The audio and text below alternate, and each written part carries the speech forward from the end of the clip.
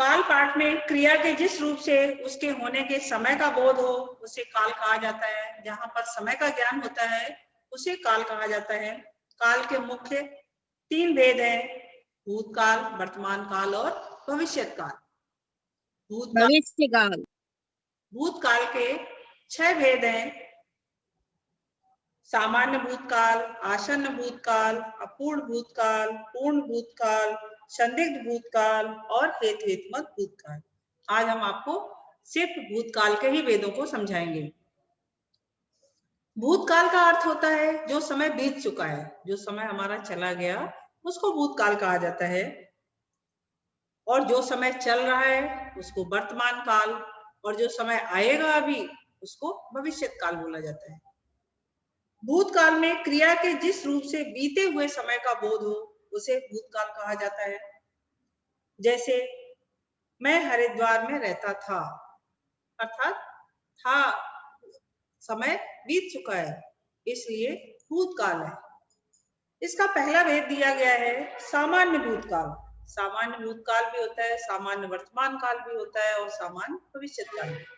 आज आप सामान्य भूतकाल देखें। सामान्य भूतकाल का मतलब होता है उसने खाया, वह सोया, वह गया, अर्थात क्रिया के जिस रूप से बीते हुए समय में सामान्य रूप से क्रिया के संपन्न होने का बोध होता है उसे सामान्य भूतकाल कहते हैं। जैसे आप देख रहे हैं कि चित्र है, बच्चों ने खेल खेला, प्रधानमंत्री ने भाषण दिया, ये दिए गए चित्र भी दिए हुए हैं।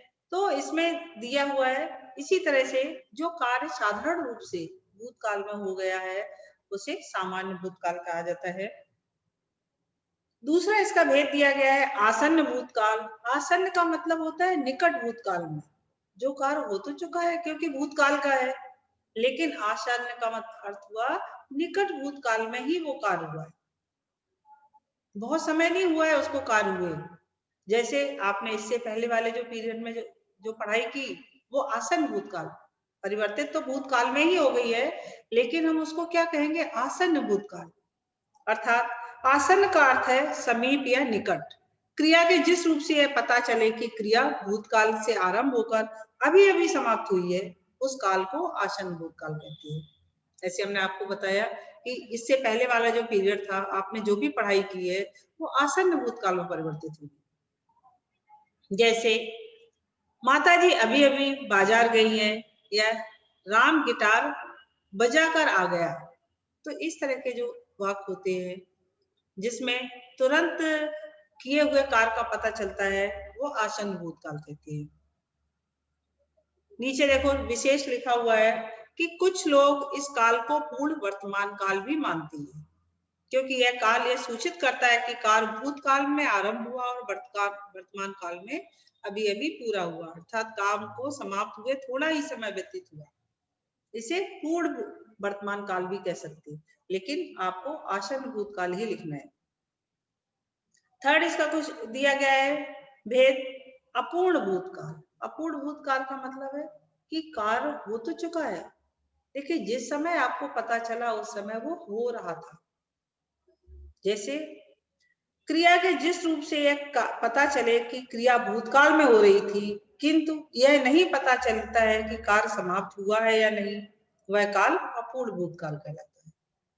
जैसे विराट कोहली बल्लेबाजी कर रहा था, खा रहा था, जा रहा था, सो रहा था, इस तरह के वाक्य जो भी है था लगा हुआ है, इसका मतलब है कि ये भूतकाल का तो है, लेकिन उस समय कार्य चल रहा था, वह खेल रहा था, वह खा रहा था, वह सो रहा था, वह जा रहा था।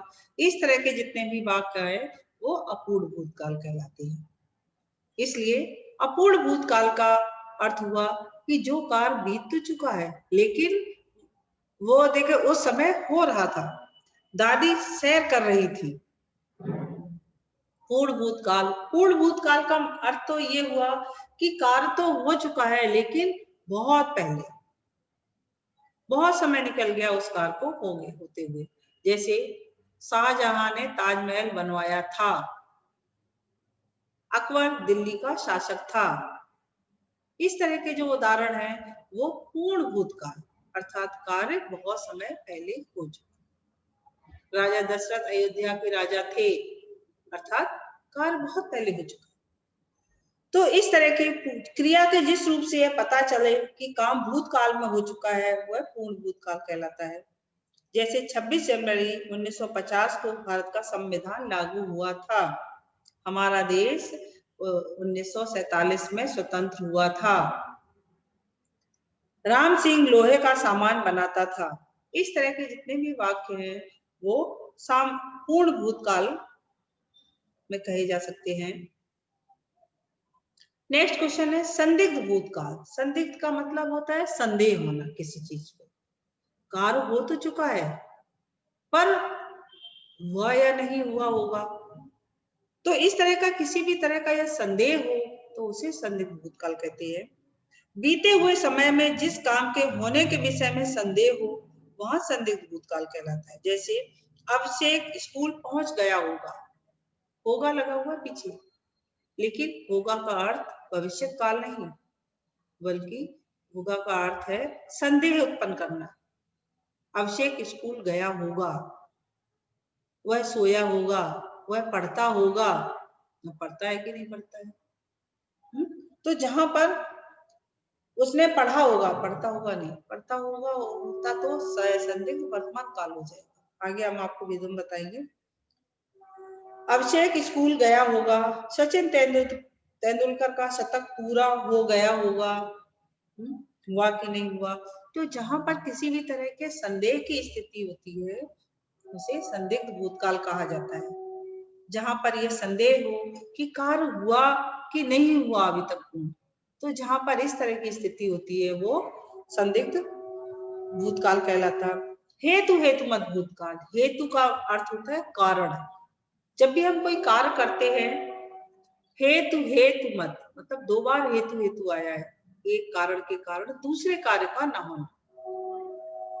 भूतकाल की एक क्रिया दूसरी क्रिया पर आश्रित होती है तो वहां पर हेतु मत भूतकाल होता है। जैसे यदि वह पढ़ाई करता तो पास होता, यदि वर्षा होती तो फसल अच्छी होती। अर्थात कार्य हो तो चुका है लेकिन एक कारण के कारण दूसरे कार्य का न होना। यदि वह पढ़ाई करता तो पास होता, यदि देखे वह खेलता तो चैंपियन होता। अर्थात कार्य हो चुका है लेकिन एक कारण के कारण दूसरे कार्य का न होना, उसे कहते हैं हेतु मत भूतकाल। पेड़ पौधे अधिक लगाते तो इतना प्रदूषण नहीं होता, बाहर की चीजें नहीं खाते तो अस्वस्थ नहीं होते। इस तरह के जितने भी वाक्य होते हैं वो हेतु मत भूतकाल। आप लोगों को समझ में आया? काल का अर्थ होता है समय, जिसके द्वारा हम समय का ज्ञान करते, और समय का ज्ञान किससे होता है? क्रिया के द्वारा। कर्ता और कर्म के द्वारा समय का ज्ञान नहीं होता है, किसके द्वारा होता है? क्रिया के द्वारा। जैसे वह जाता है या वह गया, वह तो वही रहा, लेकिन जाता है बदला, गया है बदला और जाएगा बदला। तो क्रिया के द्वारा काल का ज्ञान होता है। तो मुख्य रूप से क्रिया के 3 भेद होते हैं, भूतकाल, वर्तमान काल और भविष्य काल। और भूतकाल का अर्थ होता है जो समय बीत चुका है। उसके मुख्य 6 भेद है: सामान्य भूतकाल, अपूर्ण भूतकाल, आसन्न भूतकाल, पूर्ण भूतकाल, संदिग्ध भूतकाल और हेतुमत भूतकाल। इन सभी को आपने ध्यान पूर्वक सुना होगा।